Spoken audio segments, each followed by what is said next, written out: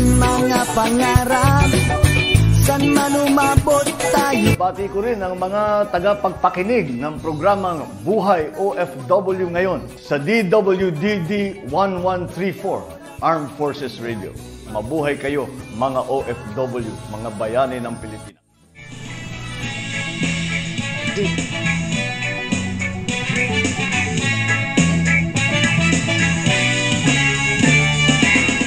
Okay, magandang buhay Luzon, Visayas, Mindanao. Narito naman po tayo sa programang Buhay OFW ngayon, Pantay at Kasangga. At syempre po, ito po si Terry Alpa, isang oras po tayong magkakasama-sama. At syempre po, tayo po'y napapakinggan sa DWDD 1134 kHz AM band ng inyong mga radio.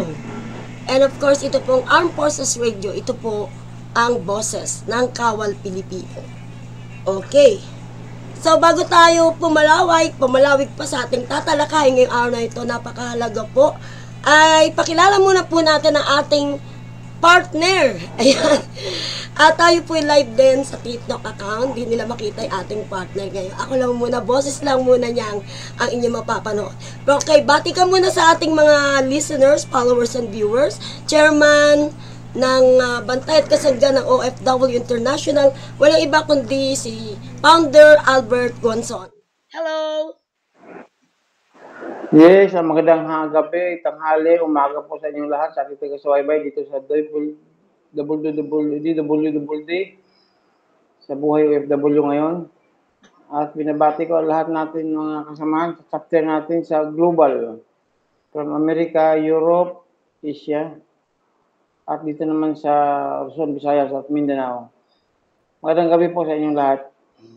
Okay, at syempre pa tayo po ay pwede po kayong mag-likes, follow and share sa aming pong Facebook account ng Armed Forces Radio. Follow po para po masubaybayan niyo po ang mga programa namin dito sa radio, ang boses ng Kawal Pilipino. Marinig niyo po ang mga ginagawa ng ating mga sundalo.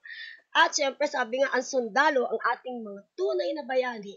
Pero meron din po tayong mga modernong bayani. Ito po ang ating mga OFW. Ayan. Happy listening po sa inyo lahat.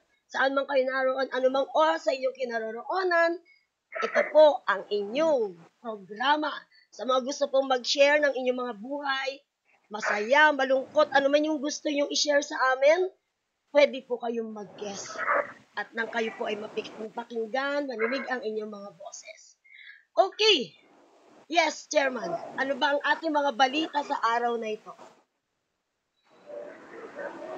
Pag-usapan natin, Kateri, itong yung nangyayari doon sa Komisyon sa Wikang Pilipino na kung saan ay doon sa pagtanggal ng 7 kawani ng nasabi ahensya. Oo. Siguro, ibibigay... Sa tingin mo, Kateri, ito ba yung makatarungan ba itong ginawa ng nakakataas sa kanila? Kasi ito basahin natin, Founder. Sige, go ahead. Ito nga po yung sinasabing panawagan ng samahan ng may kapansanan sa pandinig. Ito po yung mga DEF. At ito nga pong mga DEF na ito po yung mga eksperto sa tinatawag na Filipino Sign Language. Ayan. Sila yung nakikita yung nagtra-translate po ng sinasabi sa TV kung saan man. Sila po yung bawat sinasabi na bawat sa talagang tinatransfer po nila. Ang gagaling po nila. Iilan lang daw po yung mga eksperto na yan. Pero anong nangyari po, sila po ay nananawagan. Ito pong kapansanan ng may kapansanan ay nananawagan po sa commissioner ng Komisyon ng Wikang Pilipino dahil sa pagtatanggal ng kanilang 7 kawani ng walang nasabing dahilan. 2 rito yung DEP at ang 5 po dito ay mga kawani po ng Komisyon ng Wikang Pilipino. Ito po yung sa Office of the President po ito. Ito po yung ang Komisyon ng Wikang Pilipino po ito po yung may advocacy na tayo po ay magsalita sa ating sariling wika. Ayan. Okay, at sabi nga po yung Filipino Sign Language founder FSL ayon sa Yes. grupo yung dalawang magaling sa Filipino Sign Language ay kasama. At hindi nga naging makatarungan dahil hindi maibigay yung dahilan kung bakit sila tinanggal. At yun pa naman after na magsalita ang ating Pangulong BBM na walang tatanggalin. Pero after that, tinanggal. So, ano ibig sabihin nun? Sa government employee, Sa government employee, wala tatanggalin. Diba? So, Yes. sana po, wag magbingi-bingihan dahil sila lang po ang bingi. So, wag tong magbingi-bingihan ang komisyoner ng komisyon sa wikang Pilipino. Pakinggan niyo po sila at ibigay po yung nararapat para po sa kanila. Kasi, Tama po. isinampa na Yes. po yan Di ba, founder, isinampa na yan sa ombudsman. Tama? Opo, nakasampa na sa ombudsman. At Tama po. yun nga, sana mapansin sila kasi kawawa naman, parang diskriminasyon po yan sa ating may mga kapansanan. Okay, sa mga Tama gusto po. pong Kasi ito may mga gusto mag-join mga sa special atin. people to eh. Okay. Babati na lang Okay, po, pag-join natin. shout out po kayo kung kayo po ay nakikinig sa amin. Shout out po. Okay, ngayon, founder, ang kasi pinapag-usapan natin dito, yung side po ng mga 7 sinibak sa tungkulin. Pero kami po ay mga taga-media, kami po ay mga mainstream media. Ibig sabihin po ay wala po kaming pinapanigan. Tayo po ay nasa gitna, media. Kaya open po ang Tama po. aming programa dito po sa radio ng Armed Forces para naman po sa side ni Commissioner ng KWF. Si Commissioner, banggitin mo. Pero kanyang pangalan. Okay lang naman kasi binibigyan Commissioner natin Arthur Casanova. Yes, Yes. Commissioner Arthur.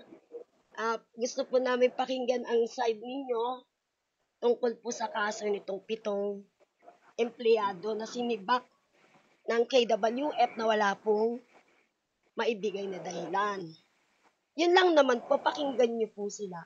At saka, Katere, sampal po ito sa gumagawa ng batas na sa RA 11406 na ang creator nito si Congressman Francis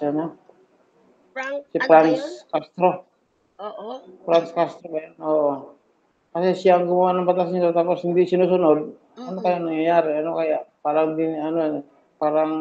dinimolish na yung kanyang batas. Kaya nga hindi natin alam. Open po natin ang ating programa po para sa kabilang side. Mapakinggan natin. So, itong Philippine Federation of the Deaf, sila po yung grupo po ng mga may kapansanan sa pandinig. Talagang ang galing po nilang mga sumenyas lang na explain o na i-interpret nila ang sinasabi ng bawat isa. Ayan. Ito nga po, sabi nga, ito yung National Deaf Advocacy Organization. At meron po silang 90 miyembro ng mga deaf organization. Yung dami, di ba? Papapanood natin sa kanila yung naging rally sa Diwasang Bonifacio. Di ba? Kung meron ka pang idadagdag doon, ayun, bago natin sila papanoorin. Sige, kahit okay na po ako doon. At least, natin. Okay. Natin So, sila. habang pinapakinggan natin yung interview natin sa kanila, doon sa part na kung saan pwede tayong pumasok o mag-batting doon. Okay, sa ating po nanonood sa TikTok, papapanood ko muna po sa inyo yung video po ng nagaganap na rally doon sa Liwasang Bonifacio, na masasabi ko, alam mo, founder, ito yung pinakatahimik na rally. Kasi nga po, panay senyas lang talaga sila. Kaya sabi ko, ito yung nasaksiyan nating pinakatahimik Kasi na rally. pero sa inyo, tahimik talaga. Wala kang marinig na sigaw eh. Okay. Okay, siguro. Wala kang marinig na sigawan. Wala. Pero may naririnig akong sigaw. Pero, alam mo, medyo, may kukurikin lang tayo kasi. Nung una, di natin alam, pinaliwanag po ng nabanggit na federasyon ng mga may kapansanan sa pandinig. Kasi tayo nasanay tayo na pag deaf, mute. Hindi po. Kasi po, Opo. sila po ay deaf, pero nakakapagsalita. Diba? Nagsalita siya. Talaga. Opo. Kaya mali po, kinokorek po natin sa mga nakinig sa atin. Hindi po kibing pipe. Hindi po. Kaya, ato po, panuorin po natin siya. Okay, take it away.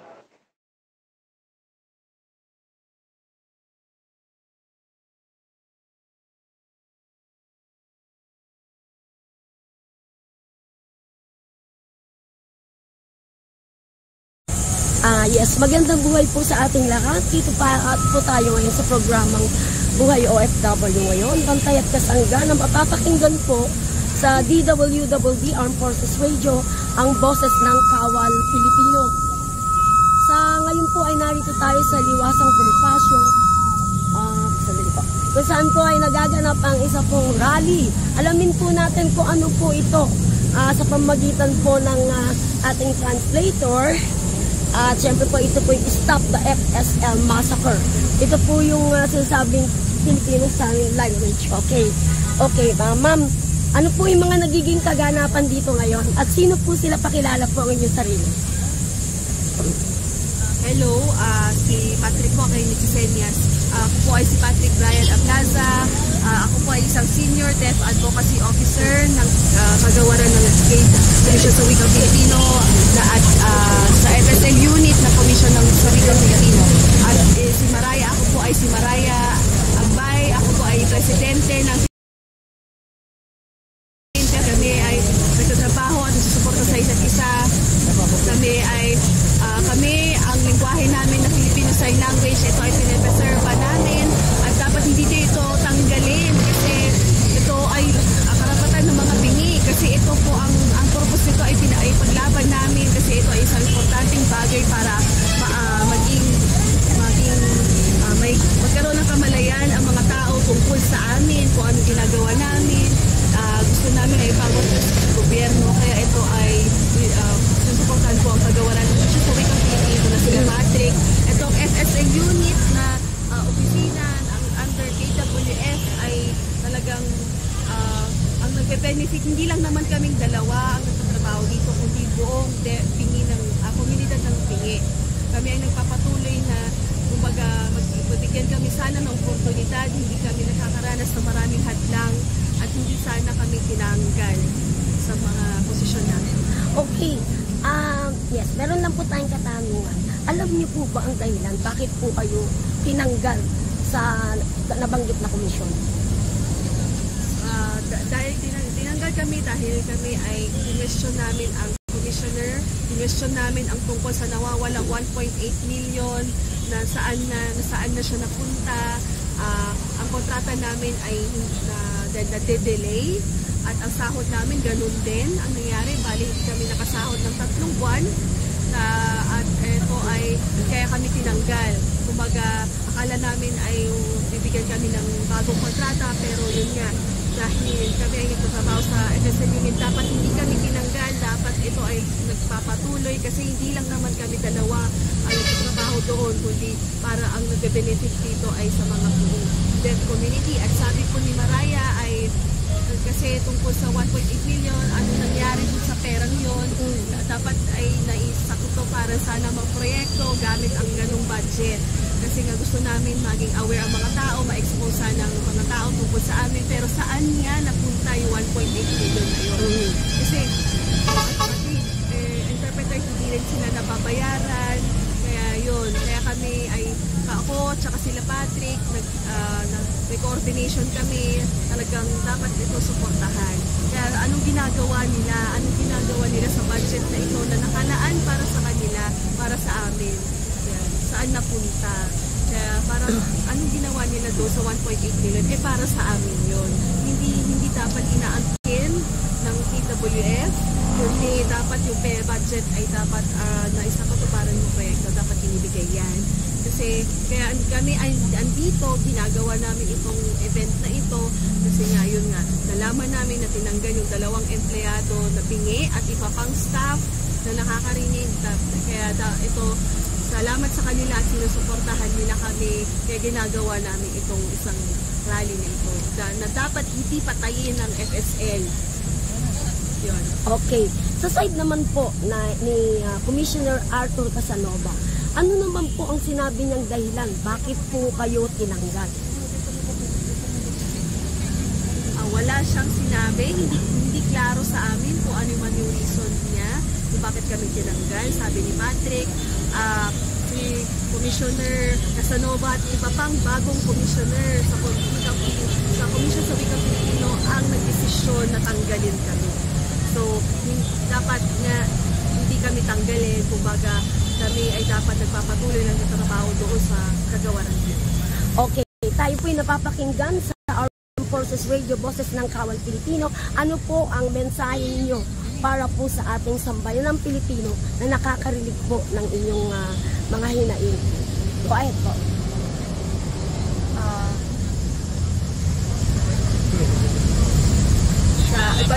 Pinaglalaban namin ang karapatan ng mga bingi, dapat binibigyan kami ng aming karapatan sa aming lengguwahe. Hindi dapat kami nakakaranas ng hadlang at sa PWF ay dapat suportahan nito ng lahat dapat ng tao.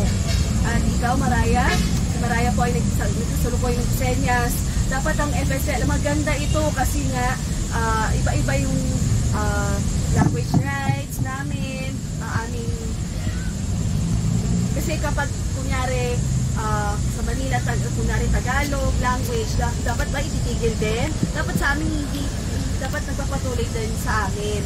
Kumbaga pantay-pantay. Kasi kami, ang mga bingi, may mga karapatan din kami at dapat nare-recognize ang aming lengguwahe at kasi karamihan sa Philippine Federation of the Deaf ay, ulitin ko, ang Philippine Federation of the Deaf, maraming organisasyon ang nakapaloob sa Philippine Federation of the Deaf. Kumbaga,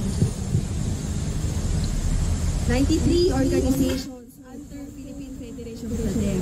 So, dapat nare-recognize ang lengguwahe namin. Yan ang pinaglalaban namin. At si Melissa ay nagsisenyas, ang RA 10106 ang batas ng Filipino Sign Language dapat nire-respeto ito. Kasi ito ay pinagtrabahuan namin ng ilang taon namin. Kasama namin sila na nagmarcha noong 2018. Ngayon, nagrarally kami kasi sa aming pagtanggal. Hindi lang naman kami, kundi natanggalan din ang karapatan ng mga bingi. Kaya dapat hindi patayin ang FSL. Huwag patayin ang FSL. Huwag patayin ang FSL. At huwag patayin ang FSL. Okay, baka po meron kayong gustong iparating sa ating Pangulong Bongbong Marcos. Go ahead po. Si Patrick ay magsisenyas. Pinatawag namin ang presidente na si Bongbong Marcos na sana makita niya kung ano yung ginagawa mali ng kagawaran ng Komisyon sa Wikang Pilipino at para maitama ito. Pero sana suportahan ang Filipino Sign Language ng mga deaf community. Okay. Si Ma'am po. Ang presidente po. Si Maraya po ang nagsisenyas.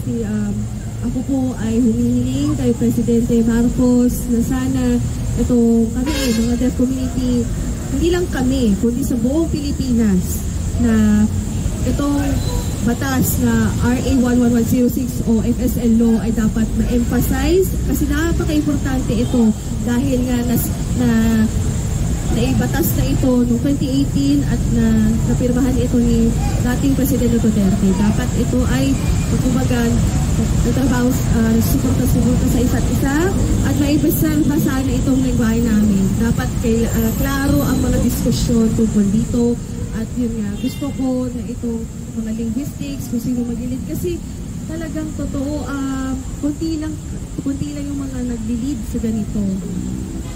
So, yan yung RA 1106, dapat ma-recognize ito ng Commission sa Wikang Pilipino, dapat inutulungan kami. Okay, sana matulungan mo kami, Presidente Marcos. Okay, maraming salamat po sa inyong lahat. Ang hiling po namin ay sana po ay mabigyan kayo ng katarungan sa inyo pong mga nangyayari po sa inyo ngayon. Okay po, maraming salamat. Ito po si Terry Alpa para sa programang Buhay OFW ngayon na mapapakinggan po sa DWWD Armed Forces Radio, ang boses ng Kawal Pilipino. Maraming salamat po.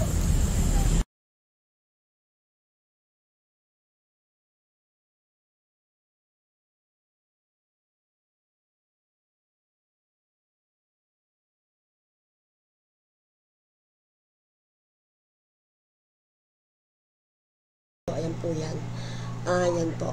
At meron pa pong mga ilang yes, Founder, napakinggan mo yung boses ng ating mga may kapansanan sa pandinig. Yes, Catherine, napakinggan ko. Okay, pakinggan muna natin. Mayroon pa silang ibang nais parating.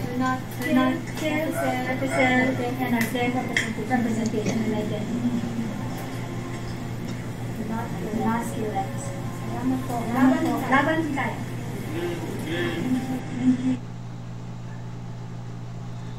Okay, ayan, nakita mo, no? Abang nagsasalita, sinesenyas. At ayan po naman yung mga naging interview sa kanila ng PTV4, SMNI. Ayan po, ang kanila pa pong gusto parating.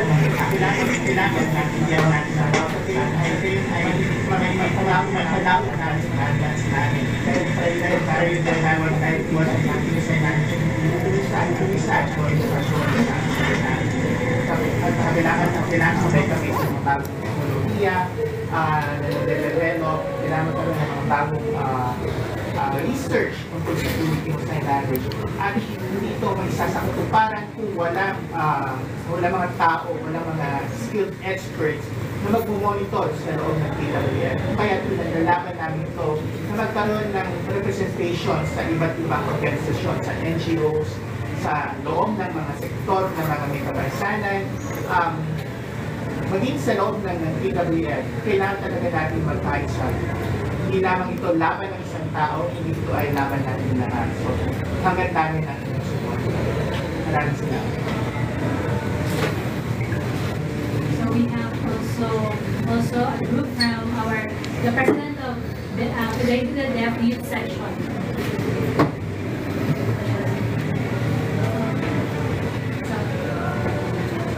Hello, ako po si Ian Becerra, ang presidente ng Philippine Federation of the Deaf Youth Section. Sila po ay nagsesenyas habang tinatranslate po ng interpreter. Yan po yun. Okay po. Yung language niya. Oo. Kung dito mo makikita, mayroon mga kasamahan sila na nagsasalita talaga, ano? Hindi lang sila bingi. Oo. Hindi nakapagsalita din. Oo, nakakabilib nga eh. Ayan, abang tayo ay nag-uusap, kasalukuyan, ayan, nagsasabi. Sinesenyas po ang bawat sinasabi.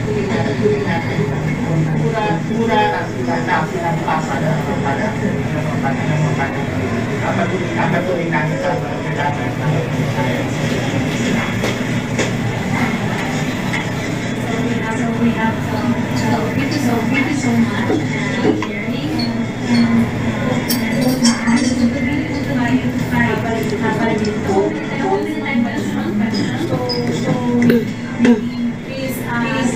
Ayan, papakinggan natin yung mga question and answer. Morning po. Bernard from CMI News. Sir Patrick, pito po kayong tinanggal, 2 deaf at kabilang ang 5 empleyado sa Commission sa Wikang Pilipino.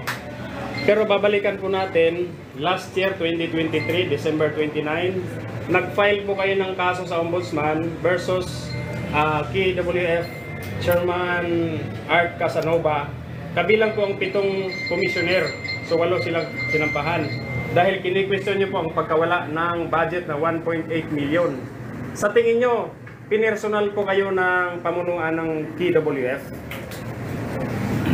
I think opo, naging personal nga ito. I think klaro din ito, no, nag-file kami ng kaso sa Ombudsman. Dahil gusto namin masagot, no, saan nga ba napuntahan yung 1.8 million, no? Hindi ito bilang pagtulisa, no, sa chairman, hindi ito pagtulisa sa commissioner, but gusto lang namin malaman saan nga ba napuntahan yung budget na yun. Yung administrative budget na dapat ay nakalaan para sa amin. Gusto namin kung sino nga ba yung mga taong responsible sa pag-monitor at pag-coordinate ng budget na yun.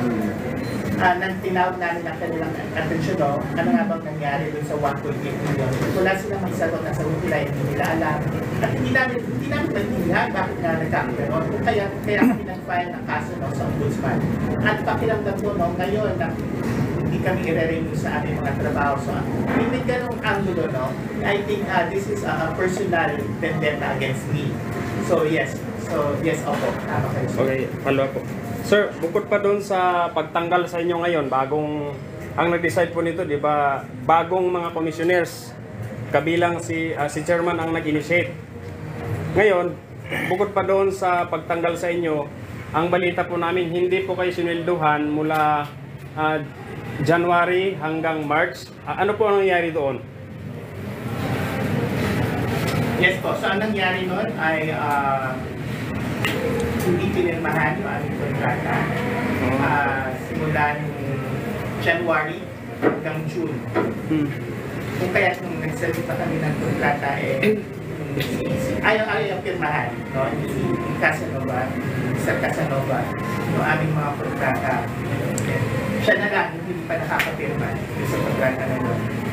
Kami ay, syempre hindi kami sang-ayon sa naging proseso. Kung kaya yung Exicom sa PWF ay nakapirma na silang lahat. Ang pirma na lang ni Commissioner Casanova ang ulang. Kung kaya nagkanda-perwisyo yung aming sweldo, hindi kami napasweldo ng ilang buwan, na-delay yung pag-release mo. Kung kaya nagkaroon din kami ng kaso sa RTC 26 regarding that. Ang nangyari noon, sinabihan sila, judge, no, napirmahan yung kontrata at release ng aming mga sweldo. Kung kaya agad na yung proseso yun, I think around March na nakuha namin ang sweldo. Pero tinabot mo na ganun katagal. Last question on my part po. Bukod pa sa file nyo sa Ombudsman, sumulat po ba kayo kay Pangulong Bongbong Marcos? Kasi bago lang po, nagpahayag po si Pangulo sa kanyang statement na wala pong tatanggalin. Thank you.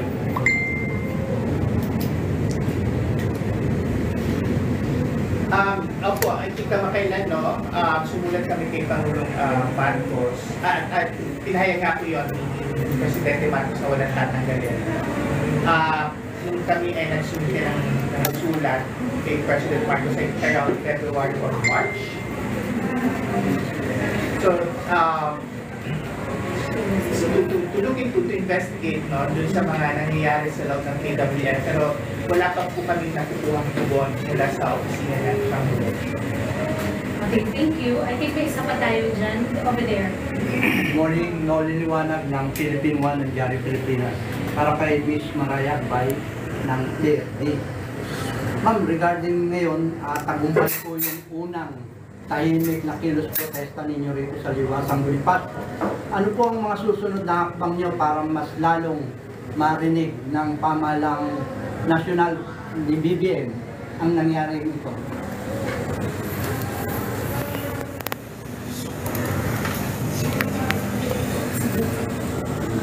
Siguro yung next namin na plan after the for ang national reorganization, mag-gather pa kami, kasama po yung NCNDO, and then at saka yung NCNI, na may magkaroon kami ng meeting with the lawyer, and then we will plan kung anong next step namin. So, dapat kasi, ang pag-pinaglaban namin dito yung FSLO, na dapat i-follow. Bakit sila mismo hindi pina-follow yung law na ito? So, we will call more yung mga members ng federation po namin. Ano, kailan kaya possible na gaganapin?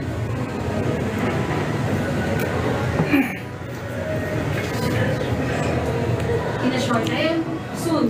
So, gagawin namin, maybe next week, we will have a meeting with the FSL unit. So, gagawin namin agad-agad yun. So, very important yung FSL unit. So, kailangan gagawin namin soon. We will have a meeting with KWF. Ipagharapan kami ang KWF, ang grupo namin, mga allies namin, haharapin namin yung KWF. Walang itatago. Susugudin namin, pupuntahan namin, open nila sa amin lahat. We open sa feedback, mag-usap kami. Follow po? Kasi to add sa plano na ito, may update kami, we will continue to process. Continue pa yung court hearing namin sa RTC, branch 26. We will inform you all kung ano po yung result sa kaso na sa hearing na ito. We will inform the organization. We will follow up namin, mag-update kami, and discuss namin sa organization ang gagawin namin. But definitely, hintayin lang namin yung decision ng court. Gagawin naman po kasi kasama namin ang dating president ng Philippine Federation of Cadets, si Ms. Caroline Cadani. Nagkakaroon po rin kami ng mga meetings, papupulong preparation for whatever classes shall we be doing.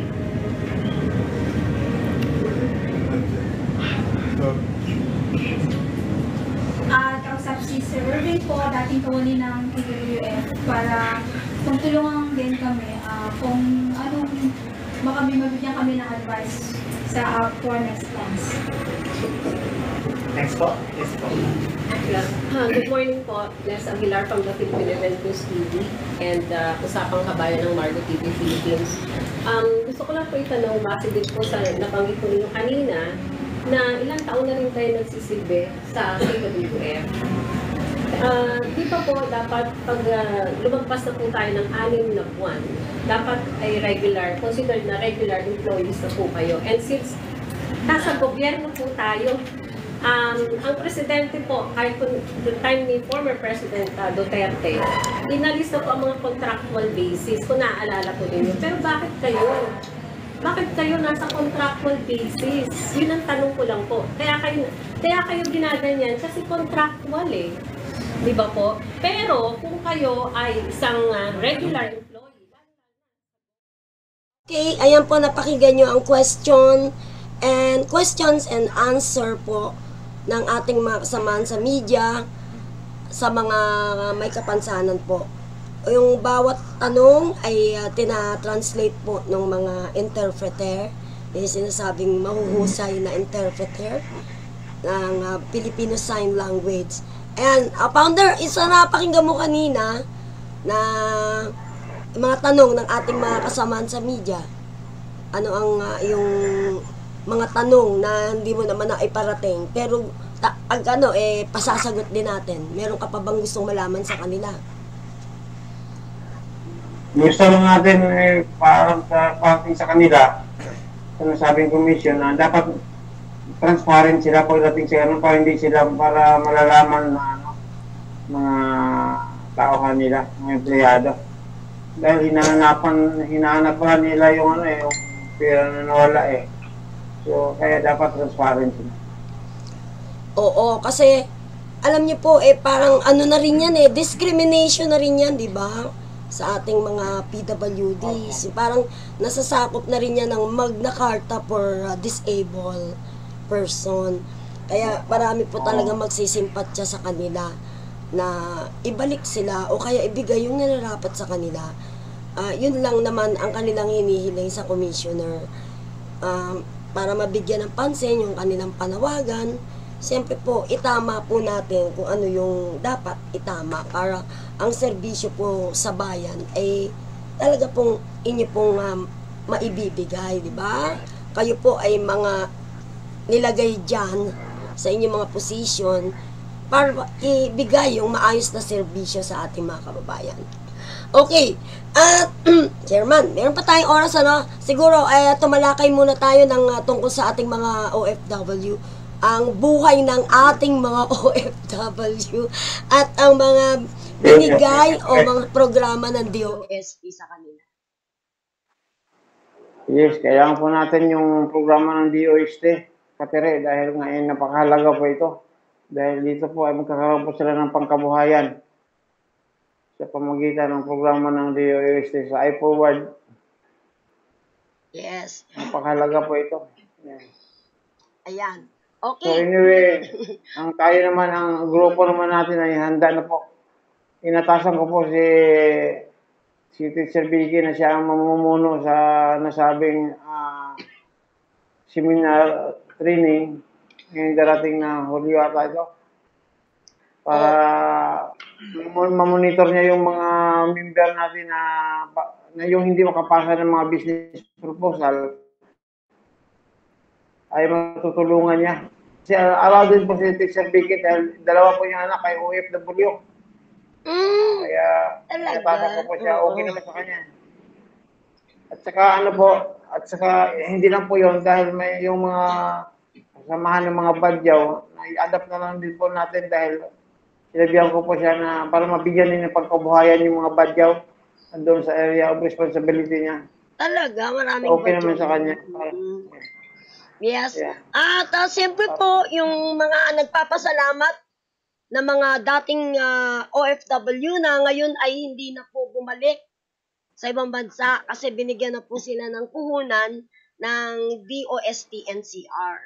Thank you so much po sa DOST-NCR sa patuloy yung pagbibigay ng suporta sa ating mga OFW, lalo na yung mga natanggal na hindi na nakabalik. Ngayon mga successful na sila.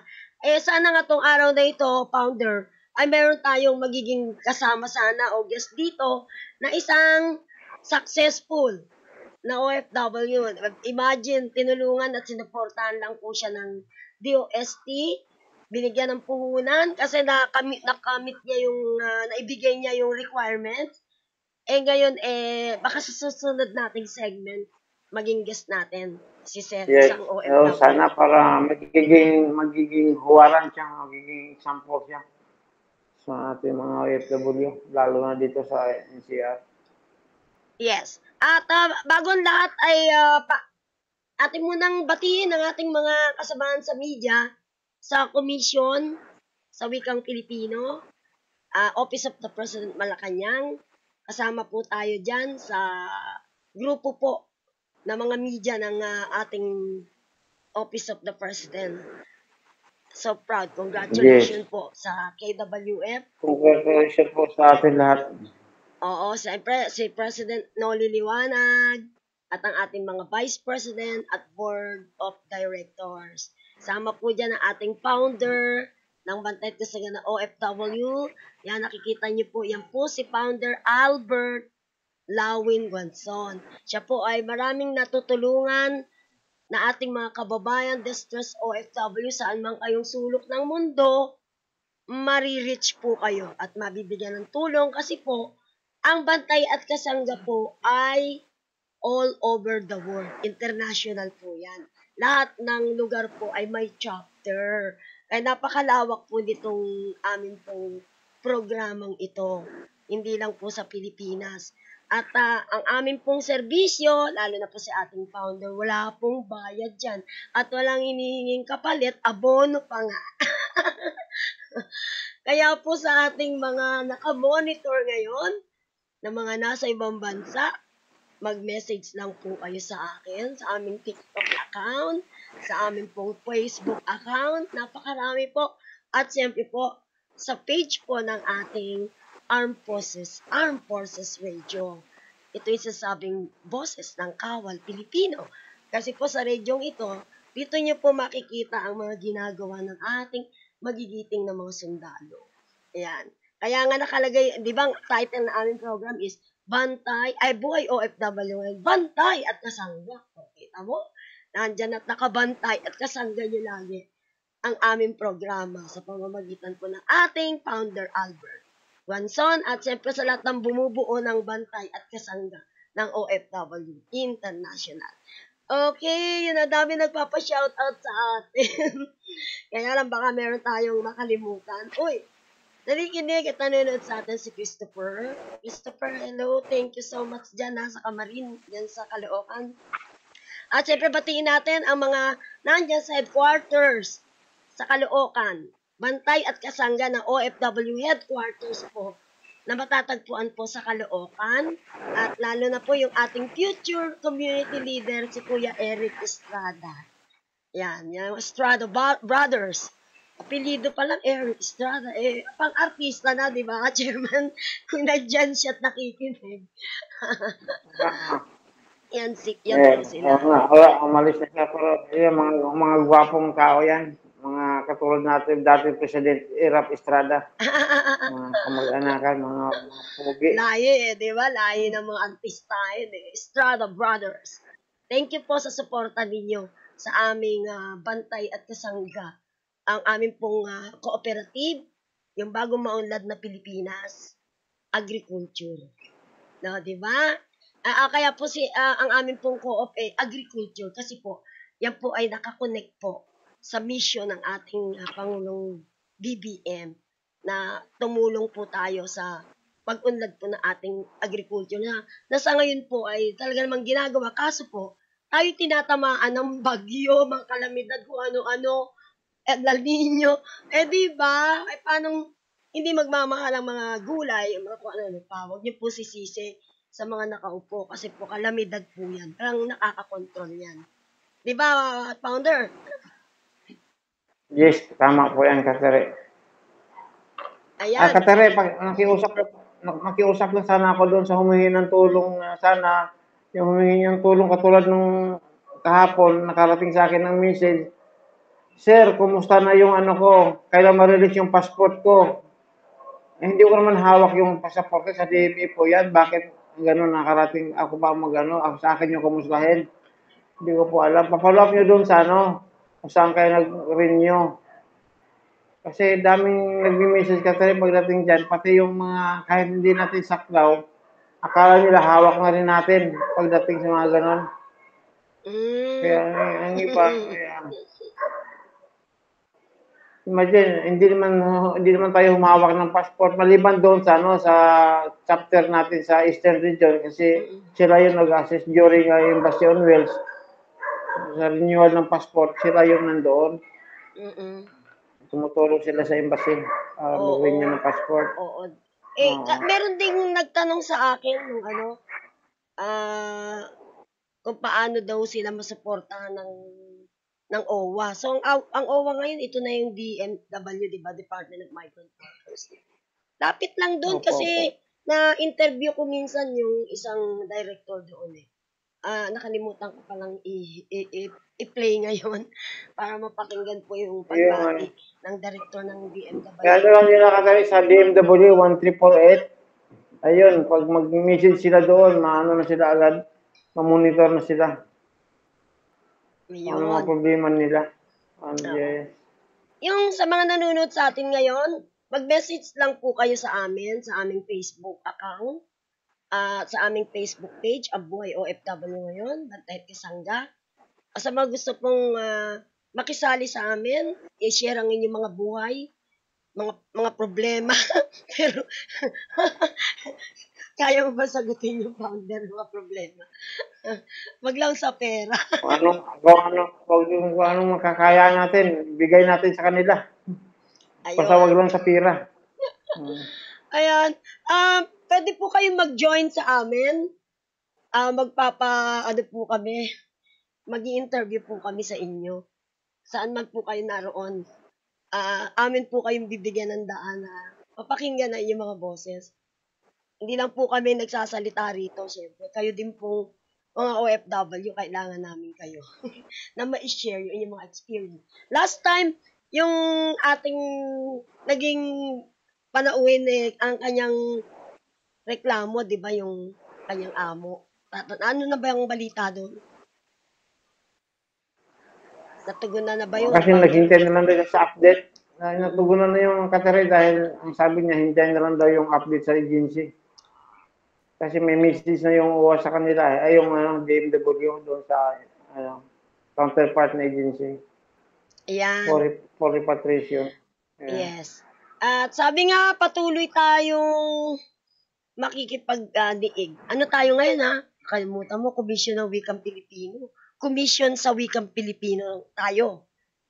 Ayan na naman tayo. Mamimilipit na naman ng ating mga dila. Tulad nung nakaraan nating programa. Diba?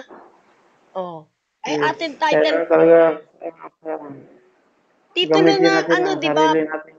Diba, Founder, ang titulo naman ng ating programa, Tagalog na Tagalog. Pati bantay at kasangga. Diba? Oo. Tama lang po yung programa natin. Oo, kaya dapat Tagalog. At saka mahihina tayo sa English, kaya dapat tama lang yung Tagalog. Pero ano, kasi tayo rito ay minsan, kailangan din natin mag-English kasi tayo po ay buong mundo. Meron tayong mga nanonood ng mga banyaga. Sorry po. Yes, banyaga! Ano ka ba? Oo nga, meron po. Marami pa tayong banyaga. Ayan. Baka meron ka pang gustong dagdag. Go ahead. Siguro, nasabi ko na lahat, Katere. Sa ano na lang, yun ang sabi ni Katere, kung may mga problema kayo, huwag kayo nakatubiling mag-message sa amin. Kasi ano pwede namin gawin, ay gagawin namin. Basta wag lang pira. Sige, siguro, ito na yung pansamantalang pamamaalam ang iyong parting words, Founder Albert.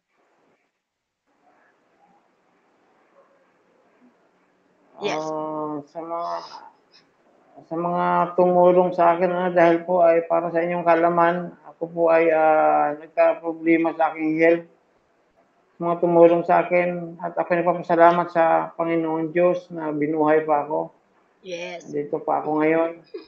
At sa mga tumulong sa akin na hindi ako pinabayaan, lalo-lalo na siya ni Sir Vicky, sila ni Sarah, at yung iba pa natin mga kasamahan sa Vicky na loyal talaga na handa tayong lamayan kahit sa hospital.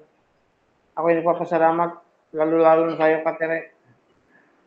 At yung iba pa mga kasamahan na tumulong. Oh, ayan. Hospital ako. Baka maiyak na si Founder. Oo nga, kasi pangalawang buhay niya po yan. Nalampasan po niya. Actually po ay maraming beses po tayo na yung muntikan na. Ah, gano'n, hindi pangalawa? Sa atin. Oo.